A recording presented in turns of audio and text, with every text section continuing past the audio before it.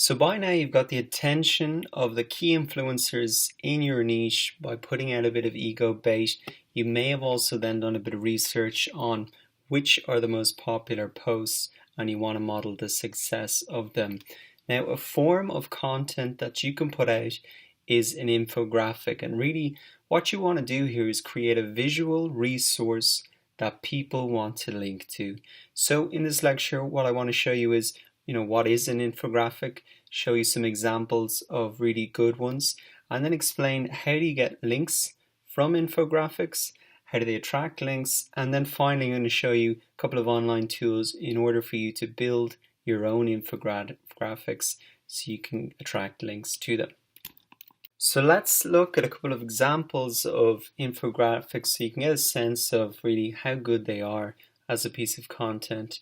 And what I've got here is a post that's actually like a best of list. If you remember, this is one of the strategies that you can use to get the attention of the key influencers or just create a piece of content yourself. So this guy has basically just compiled a lot of the best infographics, and as you can see, this page itself has attracted over 99 links. So I mean, this is a great example of the best of strategy. He hasn't created any of these infographics, but he's put them together in a best of list. So great example there of that piece of content. So let's have a look at, so basically these infographics are just visual representations of information, usually quite a lot of information that's hard to understand quickly by reading it, but easily understood visually. So let's have a quick look at these. So the history of search, for example, this is great just to see all the companies that were involved in search engines getting started. You can see very easily that Google came in quite late, 6 years after the first search engines were there, and have really remained then the dominant search engine since then.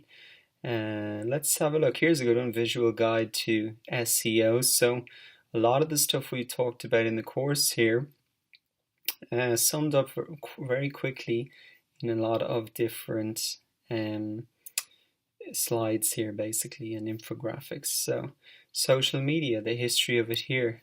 Google's long history of forays into social media. So these are all maybe the things that they've launched that haven't been successful or have been successful.